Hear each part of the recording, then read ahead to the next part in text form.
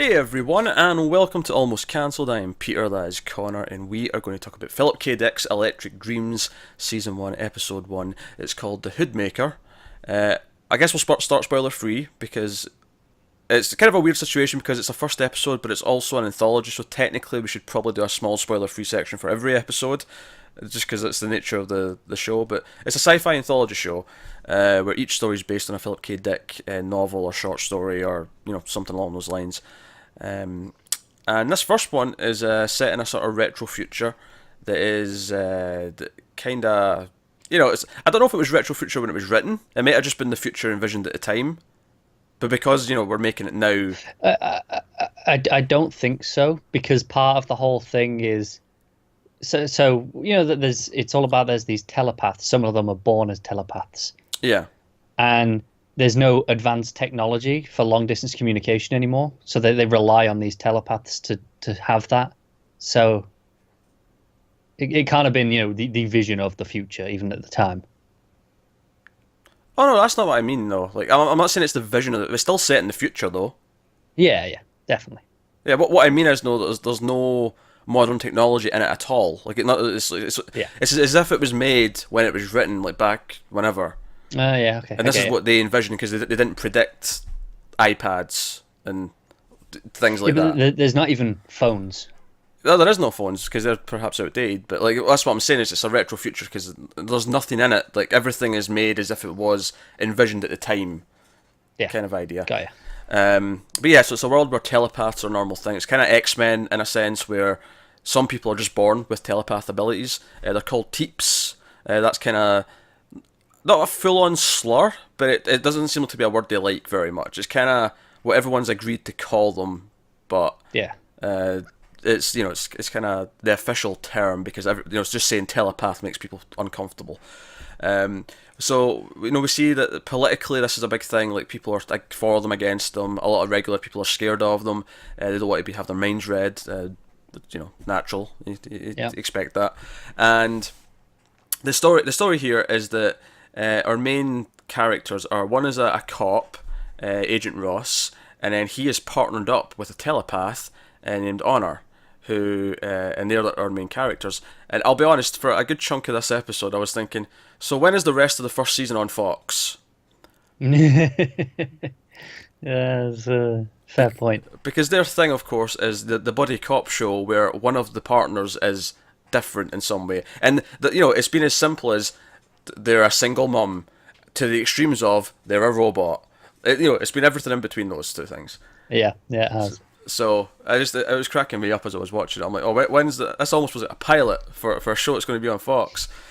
I think what's interesting about this is that obviously the sci-fi anthology that we all think of right now is Black Mirror, and it's really interesting that this partly comes from Channel 4, which is where Black Mirror originated originally. But then Netflix took that, and it's almost like they went, well, screw you, we'll just make another one, and came up with this, and even partnered with Amazon Prime, which is kind of Netflix's main rival in a way. So it's almost like a pissing contest at this point.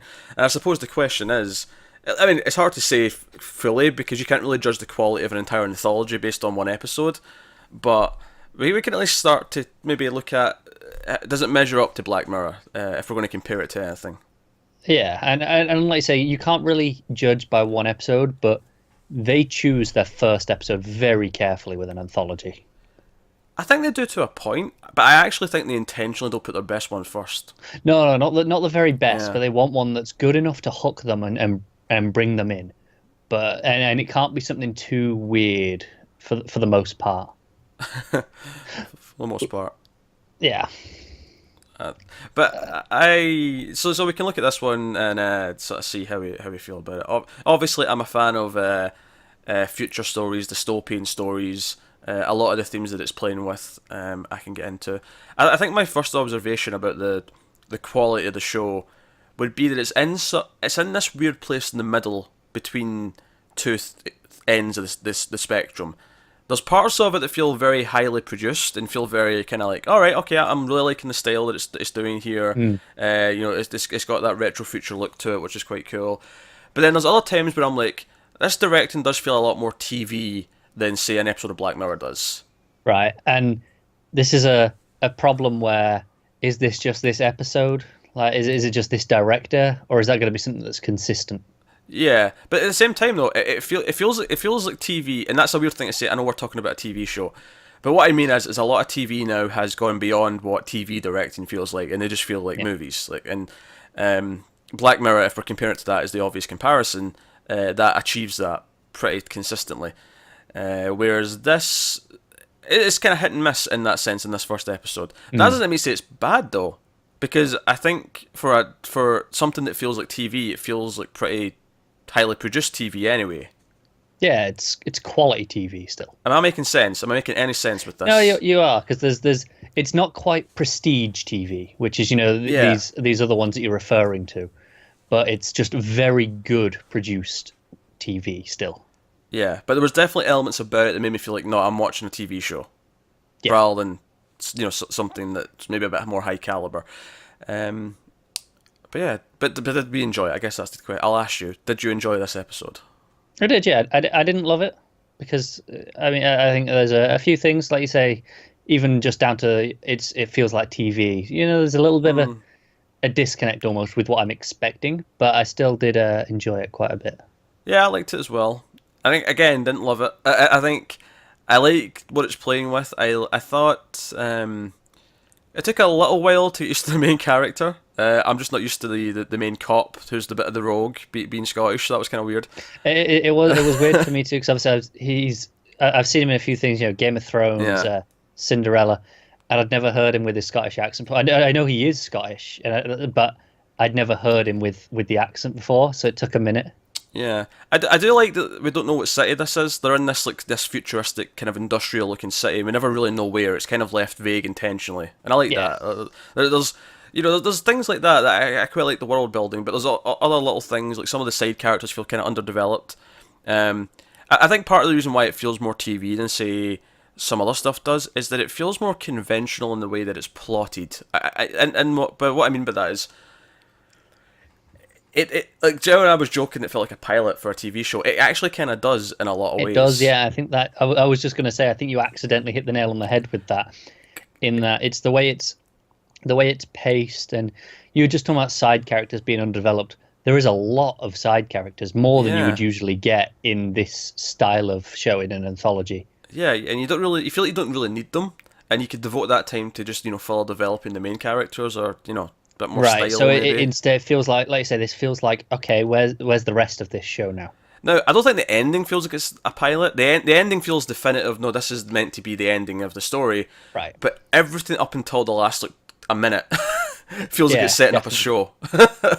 So I don't know. It's kind of this weird feeling I had at the end of it where I'm like, okay, for a standalone episode of an anthology, this was oddly piloty. It was, and I hope they're not all like that. I would It's imagine they can be like they can't be, that. no. This would be a weird anomaly if all these standalone episodes in this anthology feel like they're incomplete because they all feel like they're setting up something. Right, and it's kind of a strange problem though, because what it's doing is doing well. Like if this was Yeah, if this was a pilot for a TV show, I'd yeah, be saying, oh, this was great. we'd be into it. Yeah, we'd be watch the next episode. Now, obviously, like I say, the last like minute, just the little conclusion at the end does feel like it's not meant to be continued. That feels like it's meant to be this moment that ends it. Um, but everything before that, it feels like here's the police captain who we might get to know more about later. Here's this other telepath, Mary, who's like sort of more in the underworld. That will make me more about Yeah, her. it's really teasing all these plot threads and ideas, Yeah, but we're never and going to go down any of them yeah, beyond what it we're does never here. going to discover, we're never going to develop. Yeah. I think because of that, because it spends time with some of these other things, I do feel like a couple of the ideas are maybe. Well, I wouldn't say underdeveloped. I actually think there's a ton of good ideas in this. It kept doing small things with the telepaths, like, oh, this is another thing they can do because of the power. This is another way they can be used, or idea, and they kept playing with that. But I don't know. I mean, I feel like either it feels too much like a pilot, or maybe you'd iron out those details if it was longer, if it was actually a movie, like if I actually got the full 2 hours to do Yeah, everything. because it's got this problem where it introduces a lot of ideas, but then you never get any payoff with a lot of them. They're just, oh, they're there for world building, and they're there, oh, we can do this, we can do that. But a lot of them don't pay off in any substantial way. Yes. And that's maybe where the movie would be able to flesh out some of those ideas and actually do things with them. Yeah, it's kind of like this idea, like, because we're trained to, because it's especially because it feels like a pilot. We're trained to see, okay, when's this coming back up? How's that going to be done?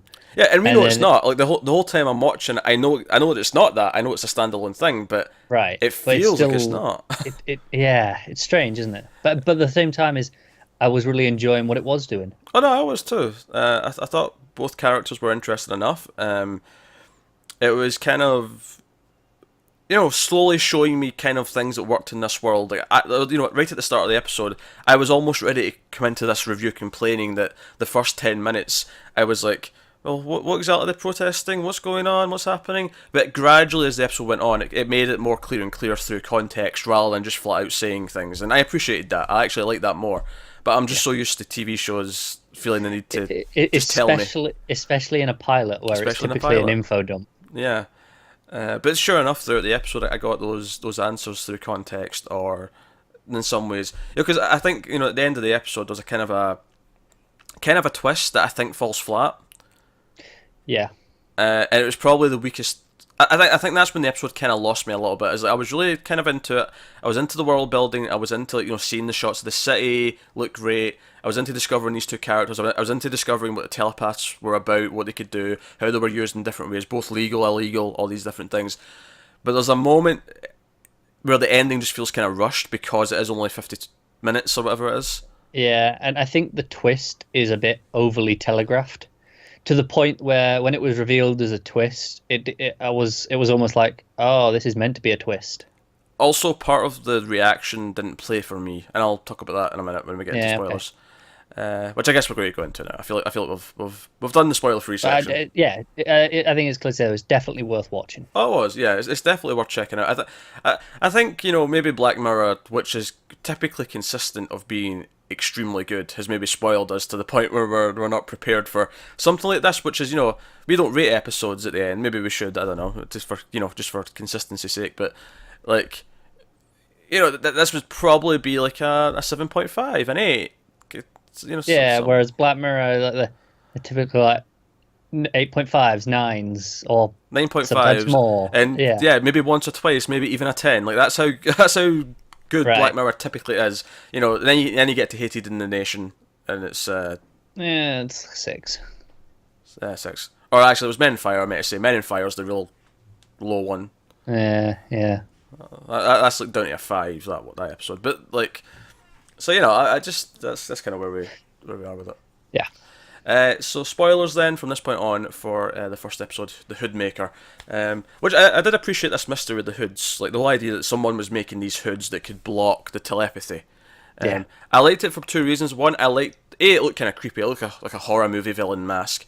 B, it had all these implications. It brought up things like you had that one cop that said, should we even be trying to find these Hoodmaker guys because maybe it's a good thing, and like so it brought up the political debate a little bit, which was good. Not a lot of it because there wasn't enough time for it, but it brought it up.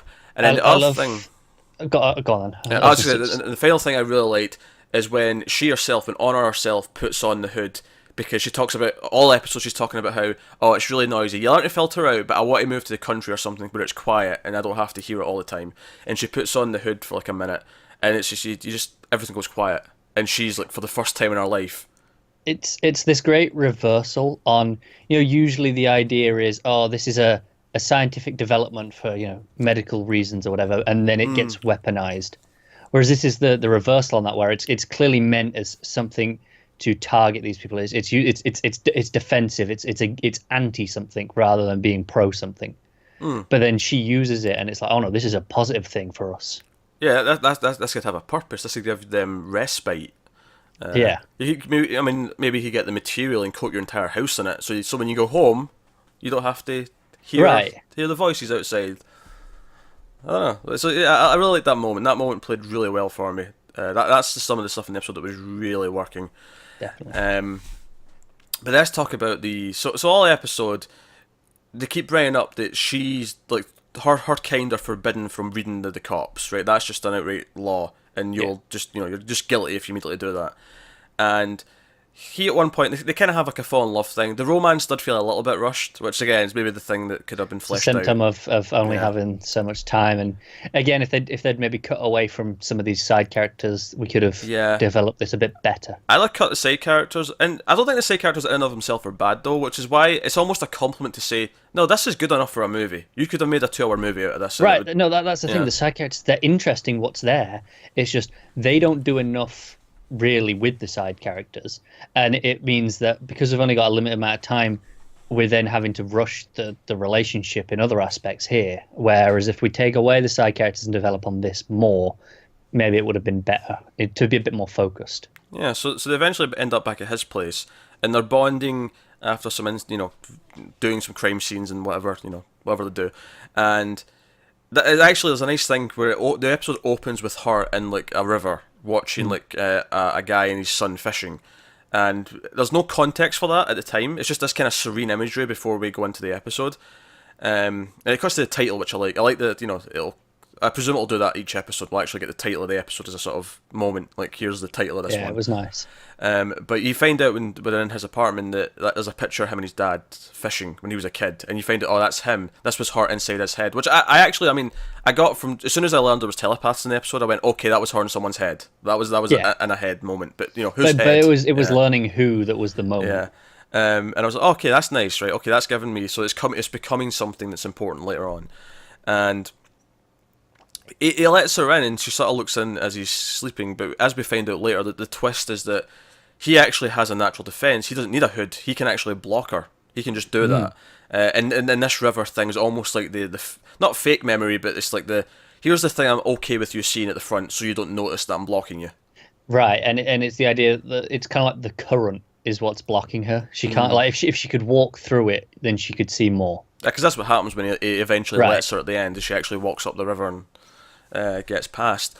But so this is brought up like so.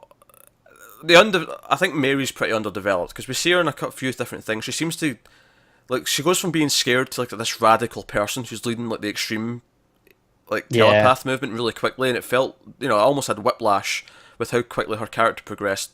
Mostly off screen. We come back to her and she's already this new. It's one of those moments where I get why they showed us the before she's like that, so we understand the progression and what this character is. It just made it feel almost quick. Yeah. It almost would have worked better if we don't see her as the softer side at the start. If we just see her as the militant leader, and it's like, okay, this is what some of them are like. I think that would have been the wise choice. I feel like when you have this little time, we don't have to explain why she's the militant leader. We can given the context of the world, we can maybe go, oh well, we see how they're treated. Like that it's a lot of sci-fi does this, but it's a proper allegory for racism and sexism and all these different things, the disenfranchised, right? Where she tries to walk into the police station and someone says, no, you can't come in here, you filthy telepath. Immediately, like that's how they're treated, and you can see why this. We don't have to have it explained that she goes through these things. We can get it from context of the world, so. Like I say, I get why they show it, but we don't need to see it. Yeah, and the other thing with those scenes, because she's at this kind of like telepath brothel, I'll call it, where this sort of government official goes to, and I feel like this whole thing, because I like this idea, because we see it at first, and she's like just describing like his fantasy to him, and she's feeling it all. She can feel it, and I was like, okay. But what are you getting out of this if she's feeling it and you're just hearing about her? I wasn't really sure what he was really getting out of it. But then later on, he brings up that you pay a couple of bucks and they dig out your desire. It's almost like they're finding a dream you didn't know you had, kind of thing. Yeah. And I'm like, okay, that's an interesting idea. I don't think it has any place in this episode. I think there's too many ideas. It's overstuffed, isn't it? It's a great idea, but it's like you didn't have time to really do anything with it, and it just feels like an extra thing added on for little reason to me. But the idea itself is good. Like I like that idea. That's pretty cool. No, it is. I think it's kind of that's how I feel about a lot of the side characters in general. It's like I like what's here. There's some great stuff with what you are showing me, but there's not enough time to develop it and do anything with it. And then it feels like, okay, this is taking away from something else. So yeah, going back to the ending, the twist. So she finds out her militant, Mary friend, tells him the evil scientist man who's been making the hoods that they've tracked down. Tells him, and he was underdeveloped as well. Like, whoever was making these hoods was really interesting until we met him, and then he was just kind of.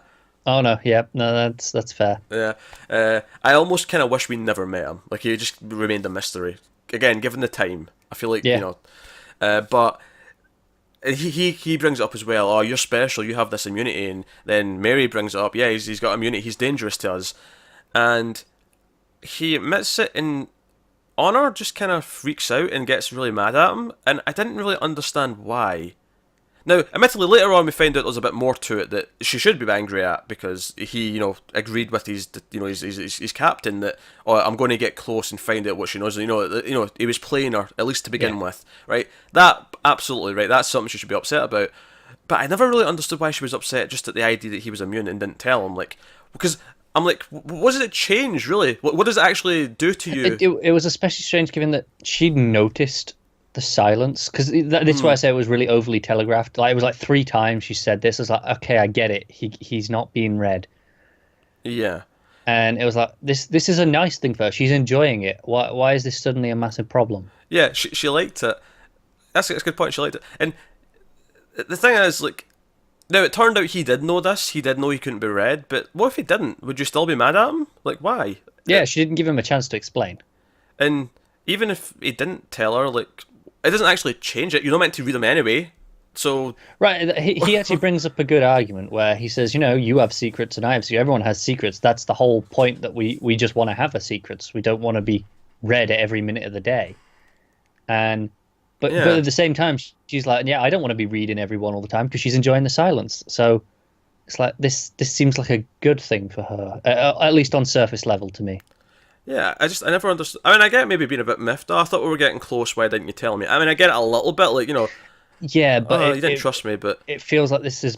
I think again we were saying it progressed so quickly with this relationship. It seems like almost no time's passed. Yeah, so her reaction, which reads like, "Oh my God, you had sex with my sister," like, that's what it reads like when she reacts. Like, "Oh my God, I can't believe you did this to me. How dare you?" I'm like, it doesn't actually change anything. It's not like he was secretly someone who was working against you. We kind of find out he was later, but on its own, this moment, all we've found out is that he's immune to your telepathy, which you're not meant to be using on him anyway. I don't get why you're so upset by this. I really don't. It kind of feels like she was playing the wrong moment, doesn't it? It like does. she was playing that later moment when you learn that information. And this is where the episode kind of dived for me a little bit. Like, I didn't get this reaction, and the twist that he was kind of just working with her to try and like get close and figure out what the underground movement were doing. I don't know. Just again, it rang a bit false because it was too quick. Again, this is something that I don't mind it saying that. I needed more time for this relationship to develop, to buy that he actually had, because it kind of ends with going, right, I don't know if he did fall for her or not. Like, you're not sure whether to believe him. And the problem is, I don't know, because I didn't see enough of that relationship. I think the other problem as well is that, because it goes to this, like, in his head, the flashback of him talking to his captain, and he keeps referring to her as it. Yeah. I'll get close to it. I will earn its trust. And the captain, because we kind of get a hint of this earlier on, but I never really understood what she meant at the time, to be honest, because she just said, she sort of said her at one point, and it wasn't really clear at the time until this scene. And I'm like, okay, if he was that racist towards these people beforehand, it feels like, I thinking back to the rest of the episode, I don't really feel like he felt like the sort of disgruntled cop who didn't want to be doing it, but he never felt like he was like that. No, exactly. It doesn't feel, I don't know, if he did go through a change where he has now grown close to her and he has fallen for her and he maybe sees them as people now, I never saw that in the story, because I never knew to even be looking for it, because... Right. And like I say, again, it comes down to just time not being spent wisely, I think. Yeah. It's a shame, because I feel like we're picking this apart quite a bit, and I almost said nitpicking. I didn't mean nitpicking. I think these are actually relatively serious problems, but at the same time, it's doing a lot of things that I really like, and I like the ideas. So I didn't have a bad time watching it. I enjoyed my time, and yeah, this is more one of those times where, sometimes we'll just do negative point after negative point because we hate something and we just want to rip it apart. This isn't that. This is where I like it a lot, and I want to love it. And if it just did these things a little bit better, this could be amazing. Yeah, yeah, it's just missing the mark. It's solid good, but it could have been better, and that's where we're picking these criticisms up. We're Yeah, saying this is but why but it like I said, doesn't. I did definitely still like it. Yeah, and I actually like the final moment. As much as I think the ending was the sort of dived in terms of the twist, in terms of I'll say Dollmaker, the Hoodmaker was. The actual final moment where she's got him locked in there, and the other telepaths have like set a fire around him, and he can't get out, and he's trapped, and he's having to beg her to open the door, and he's trying to convince her, and this is when she looks in his head and sees the flashback and all that. But he starts pleading with her, and it becomes like the sort of message of the episode kind of finally comes out. It's like, we have to trust each other. We have to actually just do it. And it's almost like because she's a telepath, she can't trust someone because she's too used to just checking if they're telling the truth. Yeah. Right. And she can't. And he can't let her, or he's sort of hurt his credibility. But as he's pleading, like, and you could argue he's just pleading for his life. He's just saying whatever he needs to say to try and get out the door. Well, this is what I mean. Like, it's Yeah. that moment where I don't know if he's being truthful or not. But Because actually, I don't think it matters if he is. Like, I think it works either way, because I think, I think it's because I think the point is the whole idea is that they're not sure if they can trust each other. I think it works that we know if we can trust them, like, because it puts us in the same place. So I think that works really well. But as this is going on, the final shot as he's pleading is it pans out around to the city, and I it's think like, this is one of the nicest shots of the episode. I oh, think. it is, absolutely is, and there's fireballs going up, and it's like, oh yeah, we're screwed because we can't trust each other. That's why it's all falling apart. So it was doing nice things, a lot of great ideas. There were some great moments, some solid character stuff, but it did feel like too many things shoved in took away from the main thing that could have had more time, and therefore felt stronger as a result. Yeah, I think again, just to go back to the Black Mirror comparisons, because again, inevitable. They always feel very focused, like they are hyper focused on one thing per episode, and that's it. Yeah. And this is like, okay, we've got a good idea, but we've got these other ideas that we want to mention, and it's like, okay, but maybe they shouldn't have done. Maybe that's a future episode. You can come back and revisit this world in That'd be season cool, 2 actually. and Just explore some of these other ideas. to keep the comparisons to Black Mirror going, Charlie Brooker did say he wasn't opposed to doing a sequel episode at some point of a previous episode. And I actually kind of like that idea that, maybe in a season 2 of this, we could come back to this world. I mean, not now, given the ending, but like... Right. But like, we could have had some of these other ideas and seen that, even if it's like a different point in time, but just the world with these telepaths before the ending of this, and followed a different one and see some other things. Yeah, I can see that. But yeah, anything else you want to bring up from it? Really like the music. Music was not bad. Yeah, I agree with that. It was doing its. It's funny actually. I think this one was intentionally maybe the most Blade Runner-esque episode. Yeah. The kind of futurist city. You've got the telepath instead of the replicants kind of thing, and it's not the exact same, but it felt. You could tell it came from the same mind. Like You can, and I think they played it up in the visual style. Again, there's a lot of like greens and yeah. And the music again. They played the style up.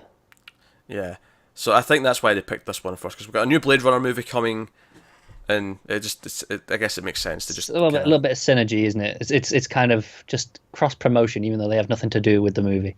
Oh well, there you go. That is episode 1 of Electric Dreams, The Hoodmaker. Let us know what you thought of it in the comments below. Like, subscribe, all that stuff. Get us on Twitter at mild_fuzz for channel updates. If you want to support the channel, head over to patreon.com/mildfuzztv. You can do that over there. But otherwise, that is us. So thank you once again for watching. Keep watching TV. We'll see you next time. Have you got any vanilla?